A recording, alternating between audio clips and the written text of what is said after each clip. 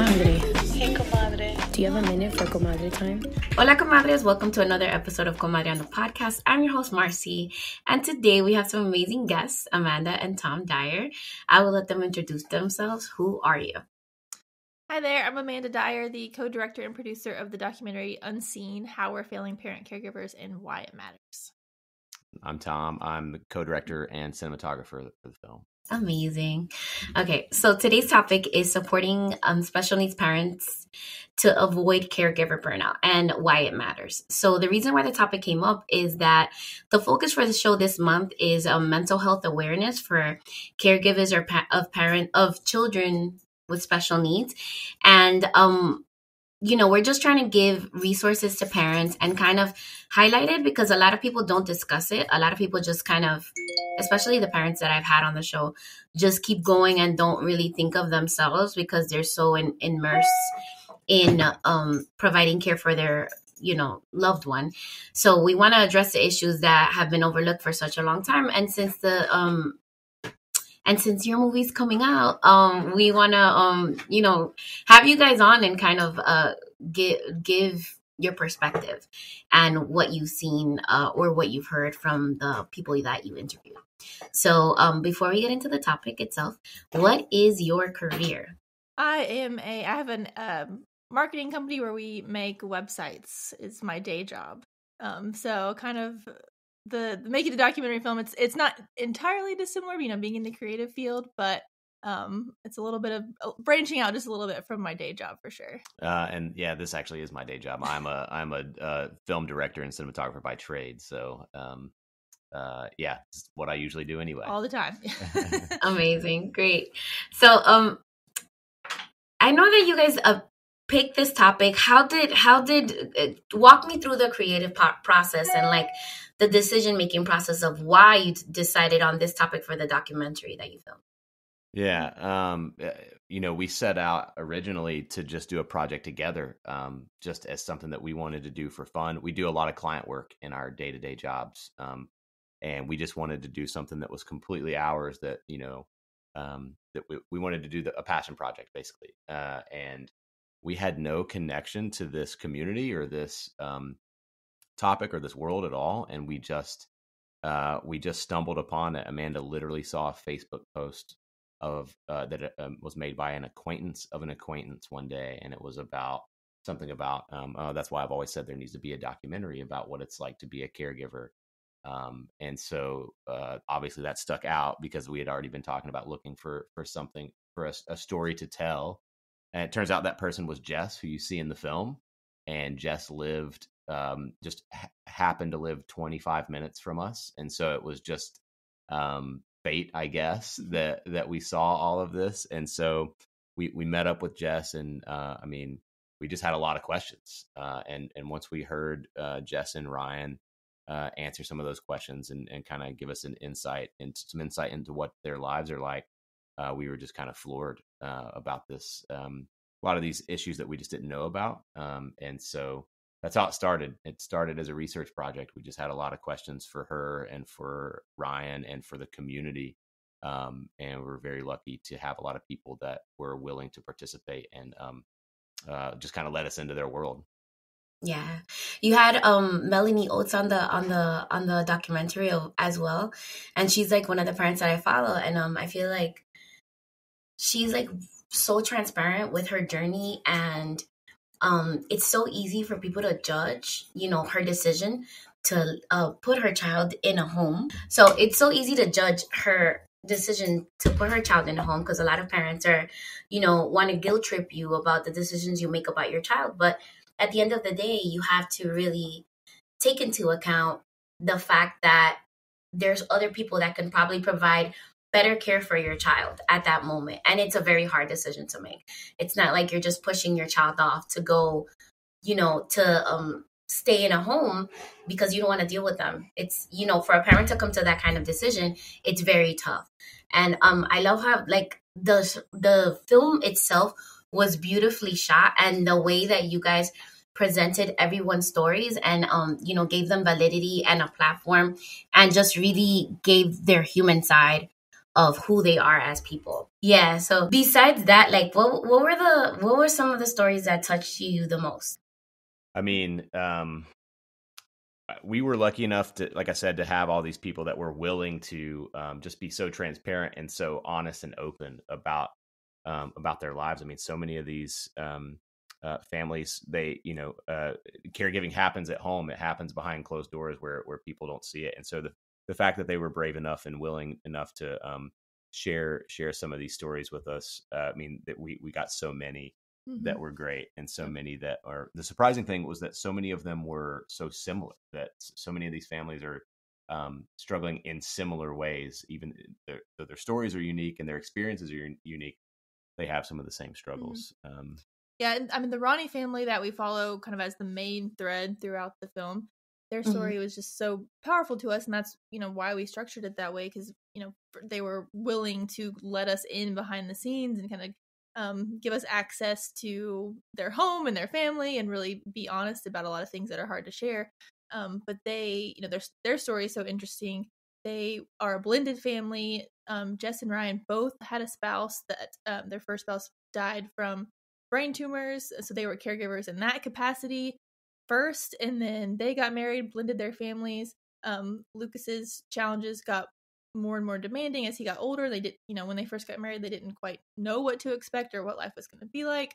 And then not to mention now they have 8 kids together. So their life is super interesting. It's different from a lot of our stories, but their story represents so many different challenges that other caregiving families have as well. That we just thought it was a perfect story to kind of bring this to light and set up a lot of the conversations about all the topics the film addresses, like mental health, physical health, financial stress, long-term care, all these things that go into it. Their story was such a powerful way to touch on all those different things. Yeah, I definitely encourage the listeners to catch the movie. Thank you so much for giving us 5 free tickets. And I know that the listeners were so excited to be able to catch it, but it's literally only $10, and you can screen it up till November 30th. I don't know if you guys are going to have another event to do another screening later on, but I'd love to promote it on my channel and make sure that you guys are, getting as much, you're reaching as many people as possible. Yeah, we appreciate that. And that's what we're hoping, is that, one, caregivers have found it and really gravitated toward it because, if it's a way to be seen, and we hope that caregivers feel validated and appreciated for the work that they do. But then also we hope that they'll share it with their friends, family, teachers, doctors, people in their community who may just not understand what it means to be a caregiver and how, all consuming that can be in a lot of cases. So just that way we can spread it around and start with just more awareness for caregivers. Yeah. It's so important. I'm a special education teacher. I don't know if you guys read that in the thing, but so for me as a mom of a child with special needs, I understand where my parents are coming from all over, but there's teachers that are not parents, one, and then they also don't have people with special needs in their family. So it's very hard for them to relate. And they come from a position of privilege.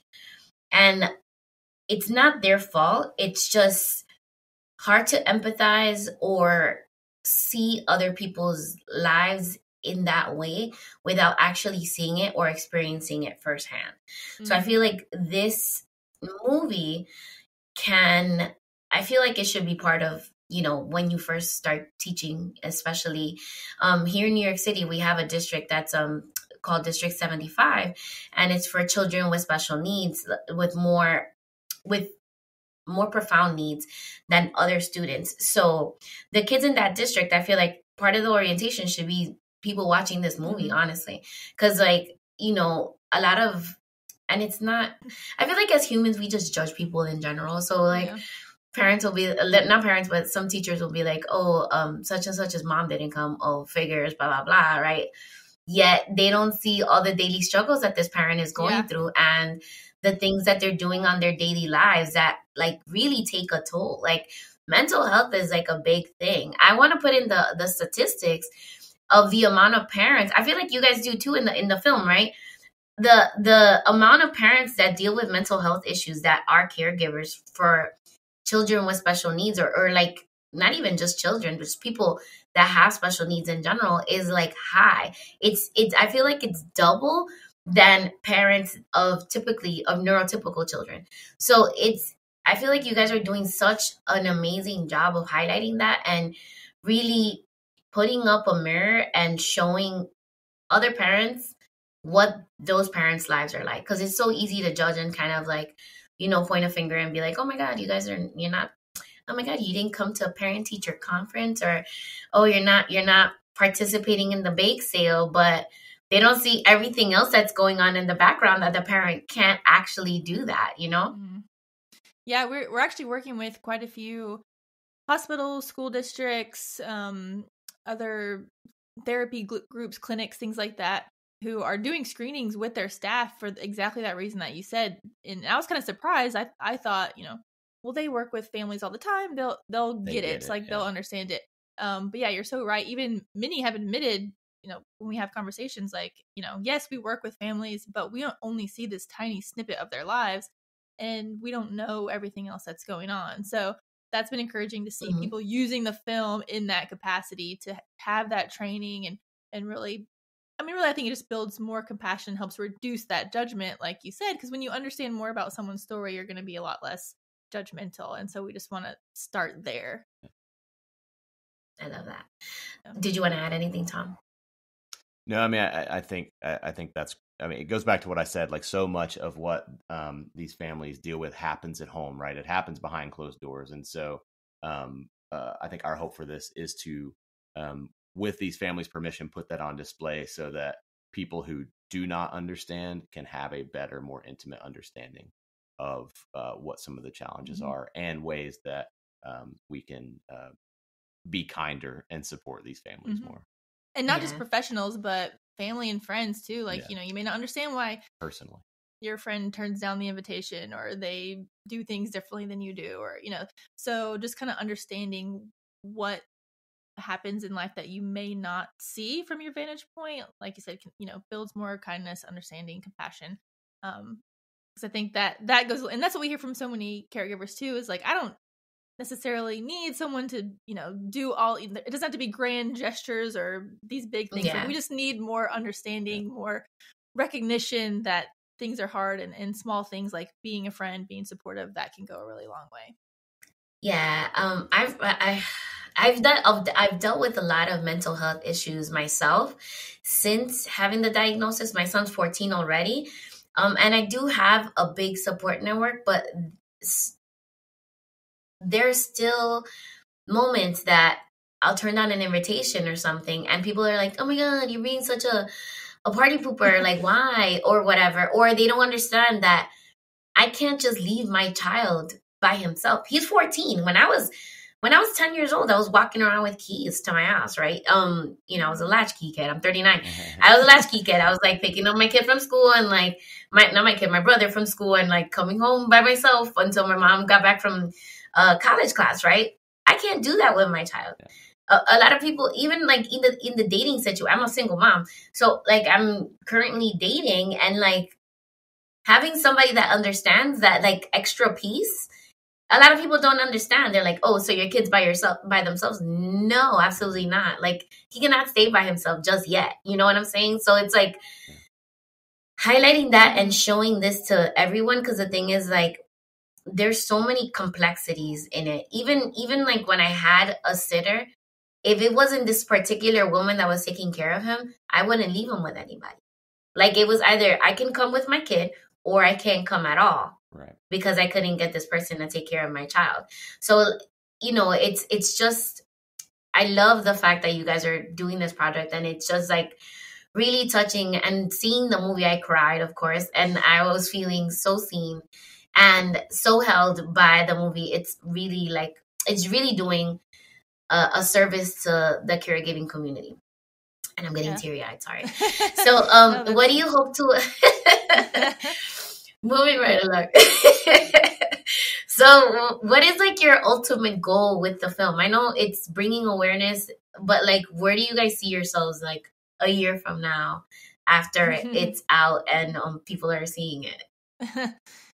Yeah, that's hard because we honestly didn't even see it getting to where it's gotten at this point. No idea. Yeah, I mean, we Yeah. were thinking like, hey, we kind of stumbled onto this issue. Let's start putting this together, just learning as we go and putting it together. And have been really surprised and grateful for the outpouring of support that we've gotten from all, like you said, caregivers themselves, but also professionals and organizations who are now seeing that caregiver, the supporting caregivers is a huge issue and affects our communities in so many different ways. So we're kind of figuring it out as we go, just to be honest. This right now our strategy, and we are working with some consultants that have advised us on how to like make an impact with a project like this. So we're focusing on these private screenings, like we said, where groups can watch the film and then have discussions as well. Because I think what we don't want to happen is that someone watches it and it, you don't really do anything with it. You just kind of move on. Yeah. Or you forget that that's what we didn't want. So by organizing around these screenings, whether that's virtual or in person, groups can have discussions about, all right, what do we do with it? What am I changing based on having watched this? What, if it's a workplace, what policies can we change to be more supportive of our parent caregivers? If it's a church, do we have any programs that welcome families with disability? There's no matter where you are, whether you're just an individual who might have someone in your neighborhood that's a caregiving family, or you're the CEO of a company, or you're a politician or whatever, we hope that people who are watching it can think about where they have influence and work there. Like start there, start small. What can you impact? So that's really our vision, is that it's changing minds and kind of one person at a time. And that's how we're going to get to these bigger changes where, in years from now, hopefully there's no need for a documentary like this because this isn't so many family stories anymore. Yeah. I mean, from the one thing. Yeah, from the very beginning, our whole goal was awareness, and that was as simple as like getting this and these experiences in front of people like ourselves who knew nothing about this life that these families go through. Like we knew nothing about that, and so our goal was to put that in front of people to generate more understanding, more awareness of this, and that's why the film is so honest and raw. We didn't want to necessarily put a bow on it. We didn't necessarily want to like put a very specific call to action or something at the end. We just wanted people to get a glimpse into the lives of these families and these caregivers, and just kind of experience firsthand some of the things they go through. Because if you don't know about it, you can't care about it. How are you going to change anything if you're not even aware that there's families who might be struggling? So we have to start there with just being truthful about the situation. And that's why we're so grateful to the families that were willing to open up and share and let people into their story so that all caregivers can benefit, even if they don't have the ability to do that where they are in their situation right away. And then even people, I feel like I talk, the way I deal with things is like I talk about it with everybody, right? So I like really, I'm very vocal and like share a lot. But even though I am a vocal person and have made it my business to bring awareness, I feel like now because of this show, people are more aware of my struggles as a caregiver and other people's struggles as well. I've had friends that come up to me and they're like, wow, like, I didn't know. And I'm like, it's not your fault. You know what I'm saying? Like, they felt guilty because they didn't know. And I'm just like, it's really not your fault. Because the thing is, like, we get so consumed as caregivers in dealing with our situation and, putting our right foot forward and looking like we have it all together, and not like showing like the vulnerability or the breakdowns or like, the hard nights and stuff like that.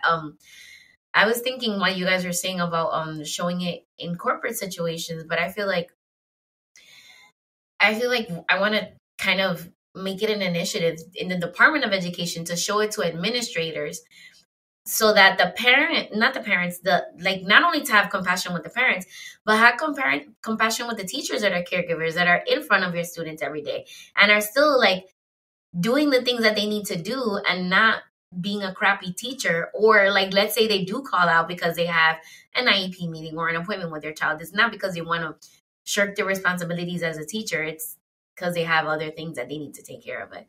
And then another thing I wanted to highlight is that through the show and everything, like the percentage of single mothers or single dads that are caregivers is insane. And then and I feel like I want to do research about this. It's like a lot of the parents that I have interviewed, either male or female, are single parents. Like the other parent is like completely uninvolved with their child's life. So when I do find parents that are still together and they're doing it, they're working on it together, is like, I really like to highlight that, because it's for me, it has been rare, at least with the population that I've been working with in the show for the time that I've been doing it, which has been a year. So I wanted to ask you guys, I know money is a thing. If people want to support with funding for the movie, how can they do that? I want to put my little grain of sand to get you guys out there, hopefully picked up by Netflix or something. Yeah, we're still, if anyone knows any Netflix contacts, just give us a ring. No trouble.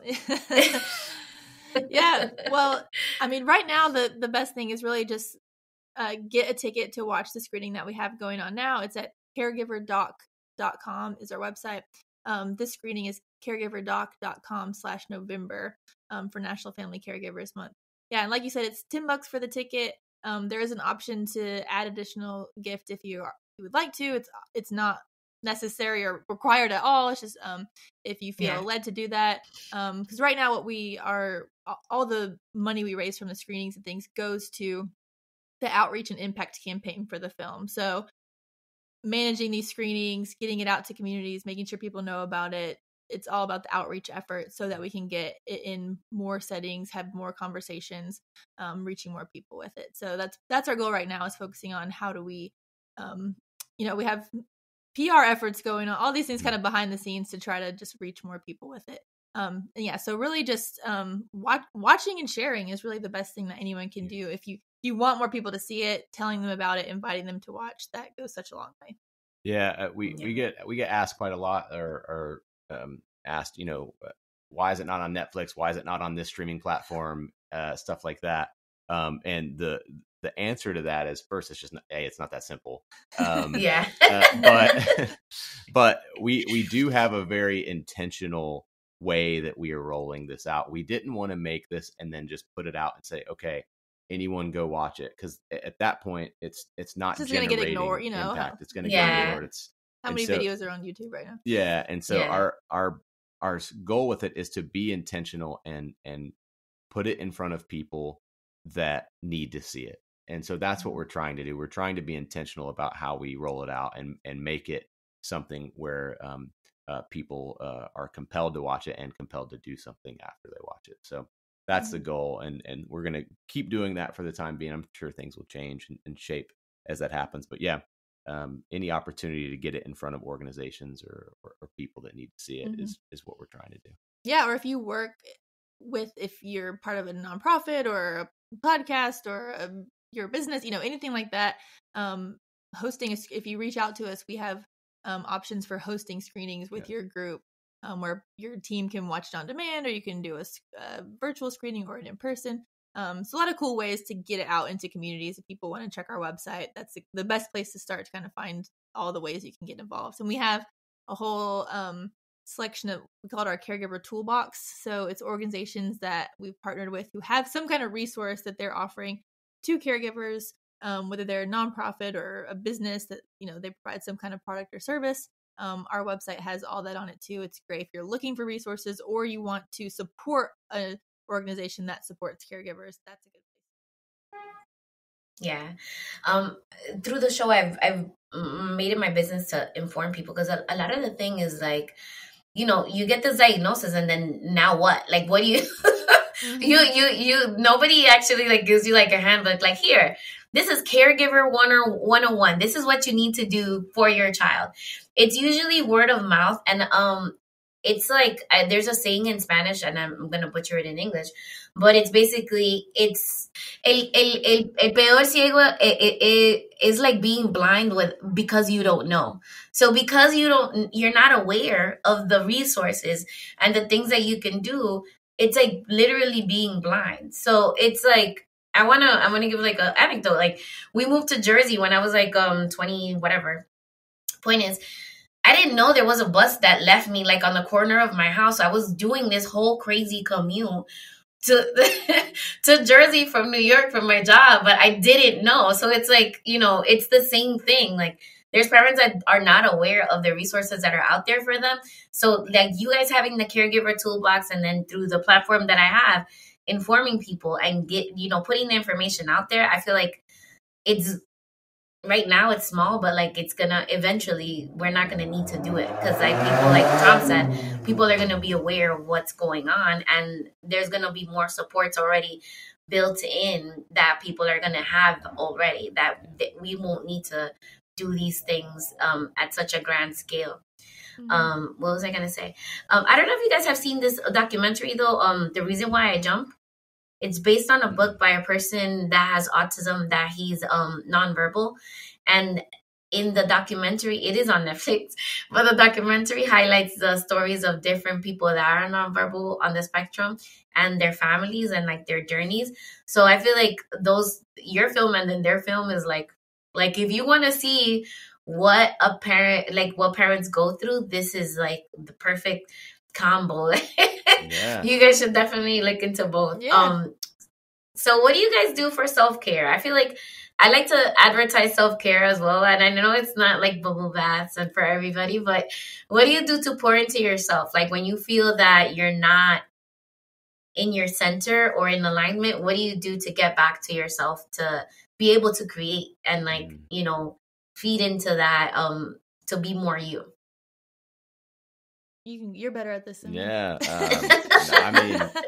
I mean, self-care is hugely important for me. I like to ride my bike a lot, just like clear my head, get some exercise, be outside, just kind of put the stress out and kind of, recalibrate. That's what does it for me. Yeah. The physical exercise, I think, is a good one for sure. Yeah. I definitely struggle with that more, because I'm definitely like I always have a million things in my head that I should be doing. I want to be productive, so I have that long list of things I feel like I should always be tackling versus like taking a break. But I definitely do build some things in. Like, I really like doing art when it's, it's kind of part of my job. So I like to try to do art that's not part of my job. That's just, more purely for creative. And I, as an adult, started recently taking horseback riding lessons, because it was like just something totally different. Like, just not very often, but when I can, and it's such a nice thing that's so different from what I normally do. Like, I know nothing about it. I was afraid to even touch a horse at the beginning. Yeah. But it's just such a good, I'm not competitive about it. It's just a nice escape from my daily life, and get to be outside and learn something completely new. So yeah, such a weird little, I'm like there with a bunch of little kids, but it's fun. A lot of the parents that I survey, well, not a lot, a few, take their kids and they do equine therapy, which has a very big impact on especially kids on the spectrum. So if you guys want to look into that, that's something that's good. Yeah, we have my friend is actually doing it too. Cool. And she's an adult, so she just recently started. She's like, this is me investing in myself and pleasing myself as a child, because she always wanted to be a horseback rider. So she's like paying for the classes now. So it's like it's like tapping into a part of my creativity that I didn't get to express as a child. So it's really working for her. Yeah, that's cool. I know. I actually didn't. Everyone's like, "Oh, did you want to do it when you were a kid?" I'm like, "Not really." I don't know where this desire came from, but yeah. So yeah, we have we live in Nashville, Tennessee. So there's a lot of, it's around us, in a more rural setting. Yeah. So I don't know. And we have we worked with a equine therapy center for one of our screenings here in Nashville, and I went and visited. It was so cool. So yeah, it's such a neat option for people. It's really interesting because my son did it for. I feel like New York City public schools, they have so many programs that are so awesome for the kids, and my son was able to participate in equine therapy in elementary school. So I used to always get these little pictures of him like riding his little horse and stuff. I was thinking about actually doing it now, like as he's older, but I feel like our kids, especially kids on the spectrum, are just Aiden's like the horse whisperer or the dog whisperer. Like any animal, he's just like, "Come here, little doggy," or whatever. And it's like it'll be like the most tough looking animal, and he just like there's something about him that it just speaks to the animal, and they're just like so tame next to him. I wanted to say, so from the show, like what were some of the biggest lessons that you got from the parents on the show? Like anything that really stood out that really just like really touched you?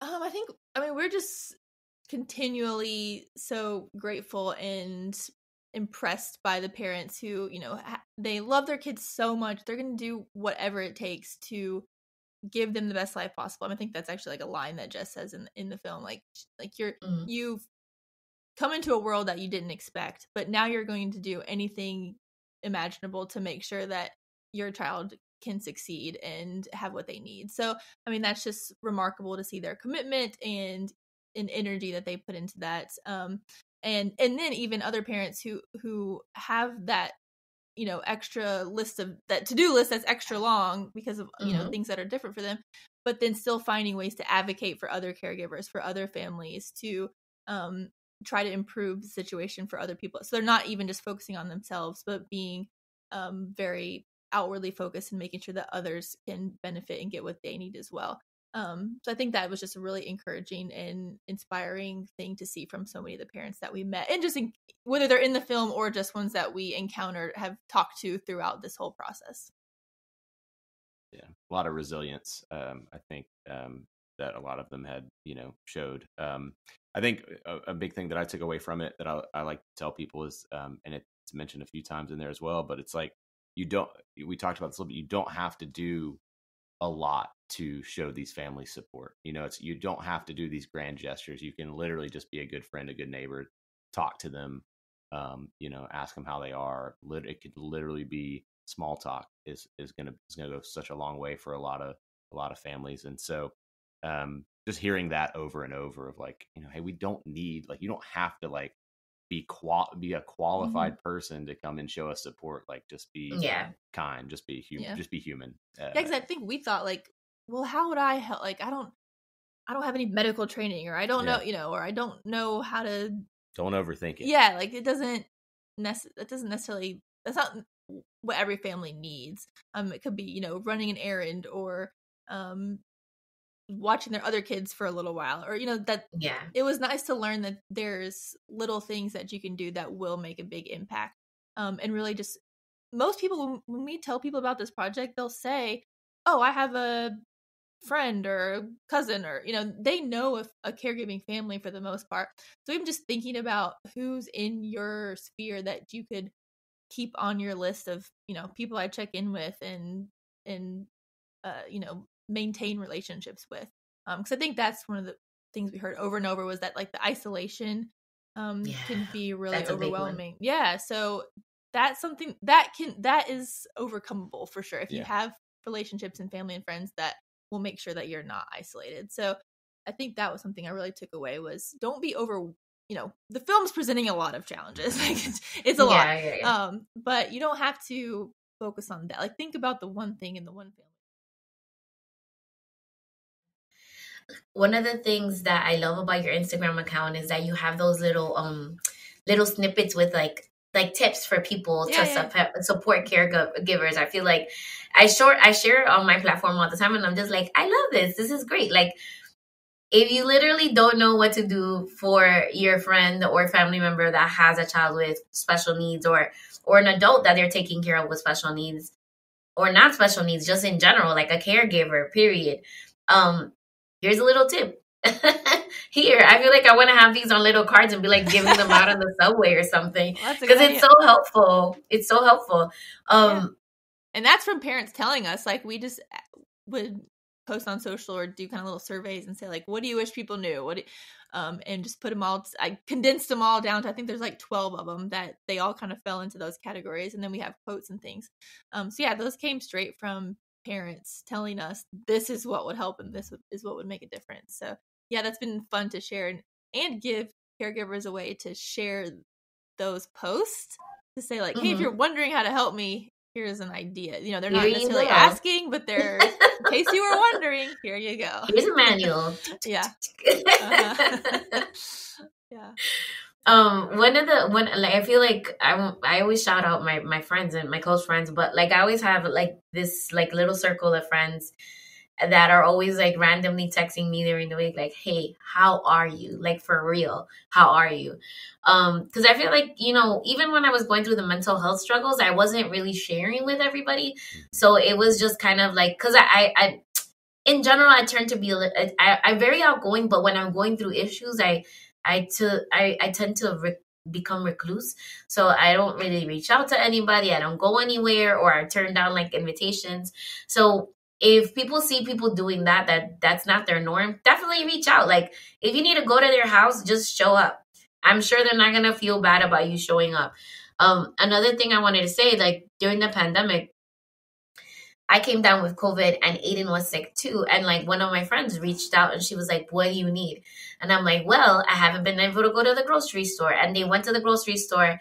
I quick paid them, and then they brought the thing, and instead of like, you know, because I was contagious, obviously, they like wrapped up whatever they got for me and like hung it on the door and included like some like herbs for tea or something. And that meant so much to me. And it wasn't like, she wasn't spending her own money. It was like, I get that time is money, right? But like, taking your time out, like 5-10 minutes, whatever it took to go to the supermarket and do that for me was like it meant so much to me. And that person is like one of my closest friends. So I'm, you know, things like that. You don't have to reinvent the wheel, people. It's like just anything, like a text message to say, hi, I'm thinking of you. How's your son or daughter or whoever? And, you know, checking up on them is very important. Yeah. And I would to encourage the caregivers to ask for, I know it can be so hard to be vulnerable and, you know, ask for help, and it feels awkward sometimes. But I think people they are so much more willing to help than you think. And most people are excited for an opportunity to do something that they think is going to help someone. I mean, that's meaningful to people. That makes you feel good. So even though it can be hard, I think, you know, and if someone doesn't, you know, they don't react right, or they don't respond in a good way, then okay, that's probably, you know, maybe don't ask them again. But there's more people who are going to be willing to do that. So I hope that caregivers too will feel empowered to ask and know that there are people out there who want to support you and want to help, and sometimes just need that little nudge. To know what would be useful. So I'm going to end the show how I always end it, which is follow me at Comadreando Pod on Instagram. And you can follow Amanda and Tom at, what's your handle? Caregiverdoc.com. Well, that's the website. The Instagram is caregiverdoc. Yeah. Okay. And if you have any questions at all for me or Tom and Amanda, feel free to send us a Comadre-Gram via email at marcy@comadreandopod.com. or slide up into my DMs. Thank you for spending time with your compadres. You guys are officially compadres now. Yay! Oh, nice. Exciting. Thank you. Awesome. Yeah, thank you for having us. It's so fun. Thank you so much for being on the show. And thank you again for the tickets. And if you guys have anything you want to promote or like send out via my platform, you are more than welcome. And with that, have an amazing Sunday. Hey, comadre. Do you have a minute for comadre time?